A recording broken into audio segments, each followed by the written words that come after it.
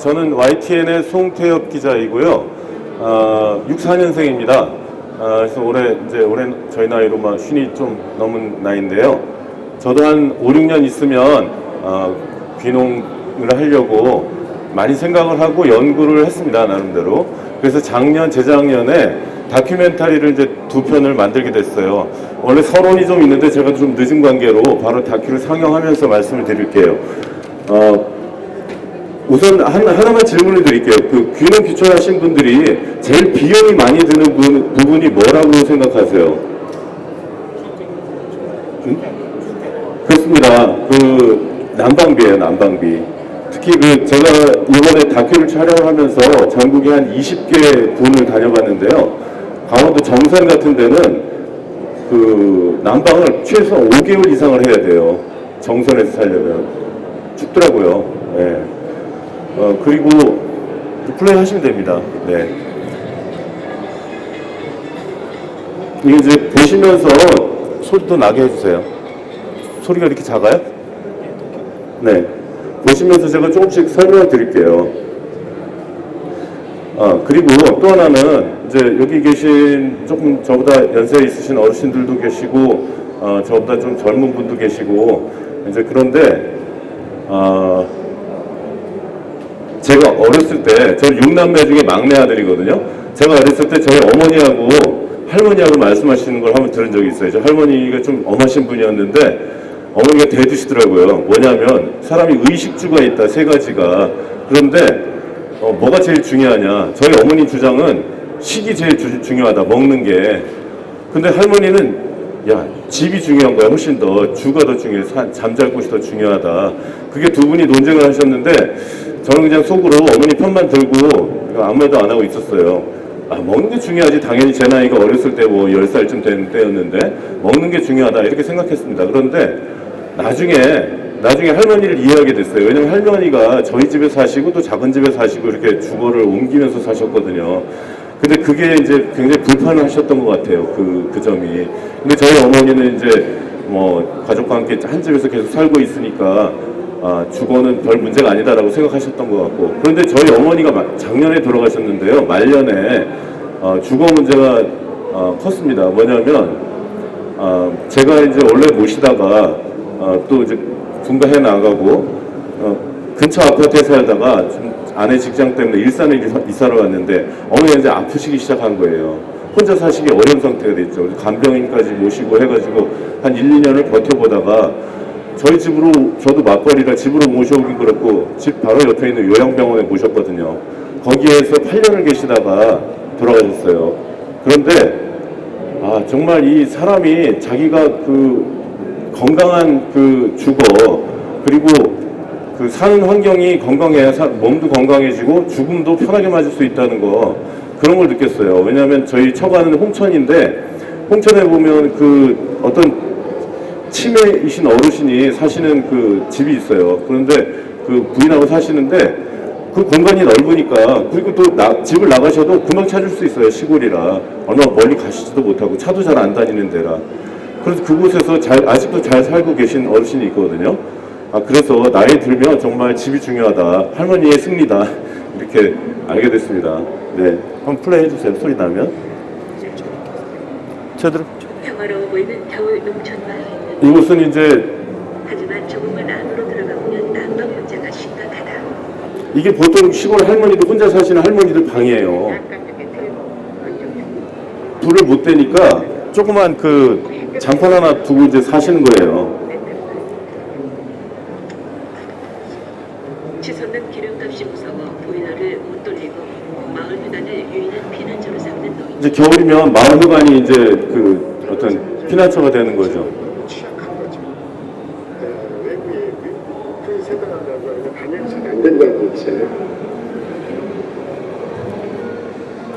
하지만 농촌주택은 빠르게 변하고 있다. 자신의 집을 선수짓는 귀농 귀촌인이 늘어나면서부터다. 흙과 돌, 나무와 집단을 이용한 다양한 건축 방식이 등장해 값싸고 과학적인 낭만 기술과 결합하고 있다.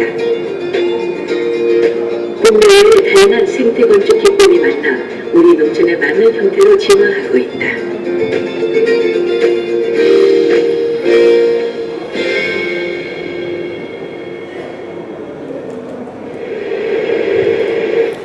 이게 이제 그 강원도 동강 아래에 있는 이름이 갑자기 생각 안 나는데 그 곳이거든요. 제장마을이라는 곳인데요. 이게 이제 동강댐이 생겼으면 저기가 없어졌을 거예요. 그런데 동강댐 안 생기기 정말 잘했죠. 거센 물결이 만들어낸 자연의 장관이다. 제일 안 어울리는 집이 저 집이에요. 저게 서울 사람이 와서 지은 그 시골 뭐 이렇게 뭐라 그러죠 그걸? 관광객들 불러서 하는 펜션. 너무 안 어울려. 그래서 세계적인 재료를 통해서 지어진 집이고요. 그리고 주변에 지금 대구상 그리고 앞으로 동강 부분 주변 경관과도 굉장히 잘 어울리는 집입니다. 덩어리 저 밑에 있는 거예요. 지금 말하시면 안 돼요. 그러니까. 자, 이 집은 한국 내셔널 트러스트라는 그 단체가 있는데요. 윤상구 씨 등 뭐 이렇게 이제 한국의 그 환경과 아니면 좋은 기념비적인 그런 그 장소들을 지키자라고 하는 그 단체인데 거기서 이제 우리나라의 최초로 지은 스트로베리 하우스라는 집이거든요. 이 벽의 두께가 50cm예요. 벽 두께가. 스트로베리라는 건 좀 이따 나오지만 집단을 이제 그 스트로베리라고 해요. 그래서 그 집단을 갖다가 단열재로 가운데다가 쌓고 그 벽체를 이제 벽을 흙으로 바르는 거예요. 그래서 이 공기가 통하고 저 안에서 삼겹살 구워 먹어도 바로바로 빠져요. 냄새 안 나요.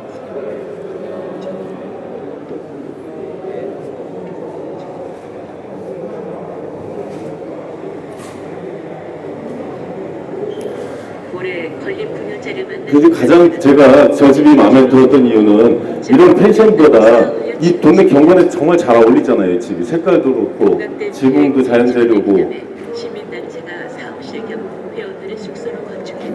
그래서 그 내셔널 트러스트가 만든 동강사랑이라는 그 1호 집인데 인터넷에 찾아보면 주소 나와요. 나중에 한번 구경 가셔도 괜찮아요. 저기서 이렇게 숙박도 할 수 있어요. 이제 이 집은 난방을 뭘로 하냐면은 뒤에 있는 우드 펠릿이라고 있습니다. 펠릿이 우리나라에 연료로 들어온 지가 한 5, 6년밖에 안 됐어요. 그런데 이제 강원도에서는 저 펠릿 연료를 지금 많이들 개발하고 쓰고 있어요. 장점은 한번 넣어놓으면 기름처럼 한 3일 정도는 안 들여갔다고 해도 된다는 거죠. 근데 이제 저것도 연세가 너무 많이 드시면 펠릿 한 가마 들기도 어려워요. 좀 한꺼번에 부어야 되거든요. 그러니까 연세가 아주 많으신 분한테는 좀 권하기 좀 그런. 네. 이게 이제 그 스트로베리 하우스를 짓는 장면이에요. 이제 전북 진안에 그 사시는 분이거든요. 이웅희 씨라는 분이 이제 이걸 연구를 해갖고 영국 영국하고 호주에 가서 배우신 분인데. 이제 이분들은 그 기록이천 앞서가지고 자기가 직접 집을 지어보겠다고 이제 찾아와서 같이 이제 집을 지으시는 거죠. 이거 하루밖에 안 걸렸어요. 이거 벽 쌓는데. 나중에 이 집은 이분이 가져가셨는데 이분이 원래 제자예요. 제자. 이웅희 씨의 그 2기생쯤 되는 제자인데. 요거는 이제 다른 분이고요. 그런 식으로. 생각지 않아서 싸게 집을 지을 것이고 두 번째 이유는 친환경적인 집을 가지고 도시 생활이 아파트 생활과는 다른 환경에서 살고 싶은 그런 욕심에서 집을 지은 교육을 참석하게 됐습니다. 네, 그 시골집이 추운 이유는 상식적으로 생각하면 금방 알 수 있어요. 아파트는 최소한 4면이 다른 아파트 옆집과 막혀 있잖아요. 그래서 옆집에서 불을 떼면 저희 집은 자연히 따뜻해지는 건데 시골집은 그게 없어요. 그래서 이제 그 대안으로 집을 붙여짓는 뭐 단계도 있고 그런데 그러나 어쨌든 시골에서 집을 지을 때는 비용이 어떻게 하면 비용이 줄일까라는 생각보다 어떻게 하면 내가 직접 지을 거라면 어떻게 하면 같이 지을까 이걸 연구를 하시는 게 좋습니다. 그래서 같이 저는 스트로베리 하우스 짓는 연구를 하신 분들끼리 모여갖고 이제 저걸 해요. 두레처럼 옛날에 집 짓기 두레를 하는 거예요. 그러면 인건비가 집은 시골집은 인건비가 70%라고 보시면 돼요. 그 인건비를 세이브할 수 있어서 집을 좀 저렴하게 지을 수 있다는 거죠. 이제 새로 도시에서 이주해 오시는 분들이 계셔요. 그러면 그분들이 집을 지면 되게 도시하고 똑같은 집을 지으셔요. 그러니까 시골하고 어울리지 않는, 자연환경하고 어울리지 않는 집들이 자꾸 들어서는 거예요. 그래서 우리가 한번 샘플을 한번 마련해 놓자 여기다. 그래서 직접 보시고 이 집이나 이런 집이 좋다라고 직접 보시고 앞으로 이 지역에 자꾸 집을 짓게겠다 이런 방향으로 짓게 해주는 어떤 샘플을 하나 보여주자는 게 한 가지 목적이고요. 저분이 저분 참 재밌는 일화가 있는데 저분을 인터뷰하면서 하고서 이제 그 조금 있으니까 저 옆에 계신 어떤 어르신이 저더러 이렇게 옆구리 쿡 찌르면서 저 사람이 이대 나온 여자야 딱 그러는 거예요. 이대 나오셨더라고요. 교육을 하는 프로그램으로 진행할 때 주민들이 힘으로 같이 움직일 수 있는 여러 방식 중에 건축물 중에서 이게 가장 예전에 우리 두레라는 농촌의 공동체 행동 방식처럼 그 방식을 활용하는 건축물을 시키는 좋은 방식이거든요. 그래서 교육 프로그램을 통해서 같이 힘을 모아서 재밌는 방식을 택하게 됩니다. 그 이제 박효신 씨라는 분인데 원래 한국일보 기자 하시다가 그 전경련 뭐 임원도 하시고 그러다가 한 10몇 년 전에 이용희 씨가 이제 스트로베리 원조예요. 건축가로 변신한 특이한 경력의 소유자다. 전국 진안으로 귀촌해 생태 건축 보급과 농촌주택 개설을 위한 다양한 시도를 하고 있다. 이분도 교육받으러 오신 분인데 표정 참 좋으시죠? 저게 이제 깡통 난로 구들이라는 난방 방식의 2편에 나옵니다. 벽난로에 발열부로 사용했던 드럼통을 빼내고 그 자리에 이게 스테인리스 여기에서 이렇게 이제 연소가 되면 열기가 바로 나가는 게 아니고 이렇게 다 돌고 다시 와서 나가고 그렇게 하는 방식이에요. 이제 저거는 기존에 깡통 난로로 했던 거를 스테인리스로 제작을 해갖고 아예 저거는 이제 물을 데필 수 있으면서 난방하는 거거든요. 그래서 음수까지 쓰겠다는 거예요, 저분은 이제. 저는 이것도 싫은 거예요. 왜냐면 빼는데 이 열을 뺏기가 싫은 거예요. 그럼 내가 어떻게 하냐? 돌렸다가 이 열을 다 줄게. 여기가 불통으로 다 덮어지면은 이제 이 열이 안 뺏기잖아요, 그죠? 하는 힘이 없어졌죠. 하여튼 보면 열기가 빙빙빙 집을 다 돌고 마지막에서 연통을 만져보면 연통이 안 뜨거워요. 집 밖으로 나온 연통이. 거실에 설치하는 벽난로 겸용 구두는 직접 집을 짓는 귀촌인 이제 이분은 최수봉 씨라는 분 좀 이따 인터뷰 나오는데요. 원래 고향이 이북이시래요. 이북이신데 큰형님이 돌아가셔갖고 이제 본인이 나머지는 여동생이고 본인이 이제 혼자 남은 이제 어른이 됐는데 아이들한테 이제 고향을 만들어 주려고 이제 경북 봉화거든요, 저기가. 봉화에다가 이제 밭을 한 2,000평 사시고 집을 이제 지으신 거예요. 근데 두 분이 지었어요, 이 집을. 두 사람이. 이제 이거 여기서 이제 나가는 영수증을 통해서 나오면 저 다음부터는 구들방을 연결되는데 저 사이즈를 대표해야 돼요. 그리고 저 집은 시골집 치고는 엄청나게 크게 지은 집이에요. 30평 넘거든요. 저 위에 있는 게 이제 햇빛 난방을 하는 햇빛 난로고 그 사이에다가 이분이 또 뭐 했냐면 왕겨울을 잔뜩 깔았어요. 다녔을 때도 지붕에. 옛날에 시골에 양조장 같은 데 가면 그 안에 열기를 유지하려고 그 단열을 많이 하잖아요. 그럼 그 왕겨를 깔았다는 거거든요. 왕겨의 효능이 두 가지인데 흙부대를 양탄방을 이용해서 벽을 쌓았는데 내공의 두께는 위장통에서 50cm입니다. 정확하게. 그렇기 때문에 기본적으로 단열이 될 뿐만 아니고 오후에 햇살을 받으면 추결도 되고 또 집안에 있는 오븐이라든지 난방기를 통해서 벽들이 추결을 하게 됩니다. 그것들이 밤이면은 적정한 온도로 끊어지기 때문에 항상 일정한 기온을 유지시켜 주고 있거든요. 이제 저분 말씀이 핵심이에요. 시골집은 단열과 추결. 네. 강원도 원주에 있는 흑진학교 흑철원 아쉬라 모스트 오스트리아에서 철학 박사. 그러니까 이 집들을 이제 지으신 분이 저분인데, 저분은 이제 오스트리아에서 철학 박사학위 받고 오신 분인데 한국에 와서 그 대학에서 가르치다가 몸이 아파가지고 집을 연구하신 분이에요. 사람들이 일부러 구경하러 오기도 한다. 저 원주에 이분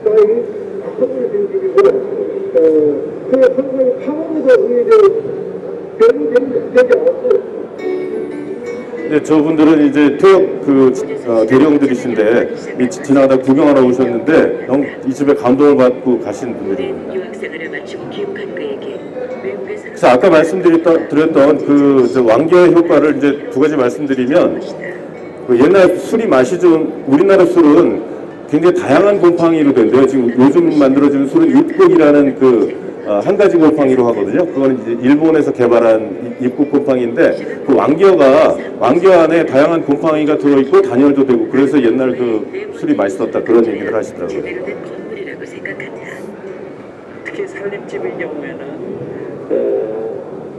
건강하고 생명을 살리는 그런 어떤 살림집이어야 된다, 이렇게 보는 거죠. 그러니까 건축의 3요소 플러스 건강 생명, 그러니까 4요소가 이렇게 4요소를 갖춘 그런 집이 되어야 된다. 건축의 3요소는 지금 하나도 생각 안 나고요. 네 번째 요소만 생각나요. 건강한 집. 건축 재료는 참 쑤시다.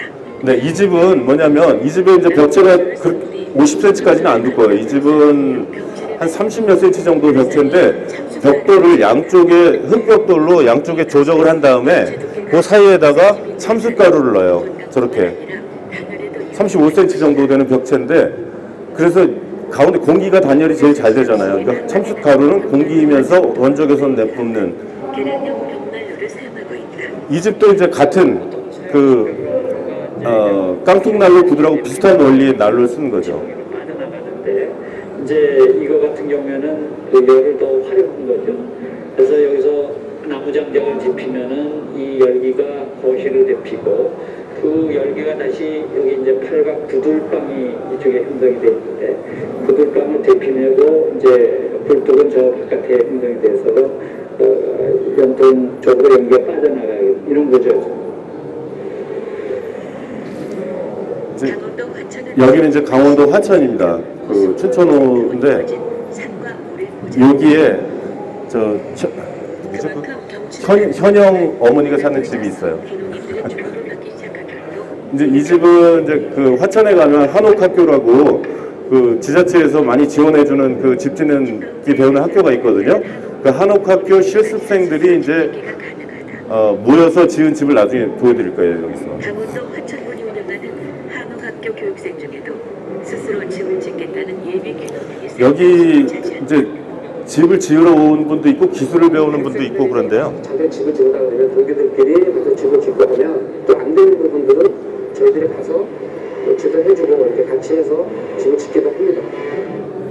여기 이제 그 고려대학교 건축학과를 졸업한 학생이 한 명 있었는데요. 미국에 유학을 가가지고 그 미국 건축학과에서 이제 배우는데, 자네는 한국에서 왔는데 한국 집에 대해서 한국 집은 어떻게 짓나, 이런 질문을 교수님한테 받고 아무것도 모른다는 걸 알았대요. 자기가 충격을 받아서 한옥학교 들어와서 그걸 배우고 있더라고요. 다시 배우고. 대들보와 석가래를 올리는 한옥의 구조는 완성됐다. 이 한옥은 못 하나도 안 쓰는 거 아시죠? 한옥은 지붕에서부터 지어내려 오더라고요. 지붕에서부터. 그리고 옷을 하나도 안 쓰니까 얘네들이 스스로 움직여서 저희들끼리 균형을 맞추는 거예요. 사실 저는 개인적으로 제가 집을 지으면 한옥을 제일 짓고 싶지만 안타깝게도 좀 비싸요, 한옥이. 예. 이 벽체 두께가 제일 중요하죠. 요즘은 18cm까지 두꺼워졌다. 쌀을 조정하고 나면 나무 껍데기 완전히 안에 둬서 공기층을 형성을 해갖고 그 폐열유리처럼 공기층을 형성을 해갖고 밖에 들어오는 단열을 찬바람을 막아주기 위해 그렇게 그래서 많이 커버가 됐거든요. 이제 과거에는 한옥집은 보통 아무리 부잣집이라도 벽체가 14cm 정도 됐대요. 그리고 예전에는 이제 대나무나 뭐 그 쌀이 이런 걸로 이제 발을 만들어 갖고 가운데 꽂고 그걸로 이제 벽체를 바르고 그래서 그랬는데 이제는 좀 발전이 됐어요. 18cm까지 늘어나고 가운데다가 왕교 주머니를 넣고. 결정했을 때 제일 문제되는 게 단가였어요. 단가는 학교에서 취업 과정까지 진행을 해주니까 인건비가 그만큼 줄어들어서 단가를 낮출 수 있는 부분하고 또 이제 제가 그 나머지 부분들은 제가 직접 시공을 하려고 해요. 그래서 한옥은 아무리 싸게 저렇게 형태로 지어도 한 700만 원 정도 들어요. 한 평에. 그냥 맡겨서 지으려면 한 1000만 원 든다고 봐야죠, 평당. 한옥 구조의 변화를 한눈에 보여준다. 이게 이제 그 저분은 그 포항제철 그 남편분이 다니시고 이분은 이제 그 약간 이제 그 그림 쪽으로 하시는 분인데 화천에 이제 집을 지으셨어요. 이 집의 난방은 두 가지로 됩니다. 굴뚝이 있잖아요, 저 집에. 이 집은 주 난방 장치로 지열 냉난방기를 택했다. 저게 지열 냉난방기인데 여름엔 에어컨, 겨울에는 이제 난방기로 이제 되는 거죠.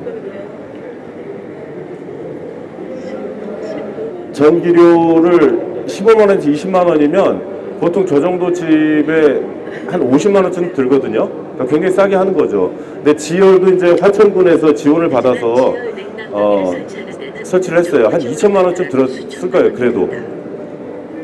그리고 이 지열의 문제는 전기가 끊어지면 모터를 돌려야 되거든요. 전기가 끊어지면 쥐약이라는 거.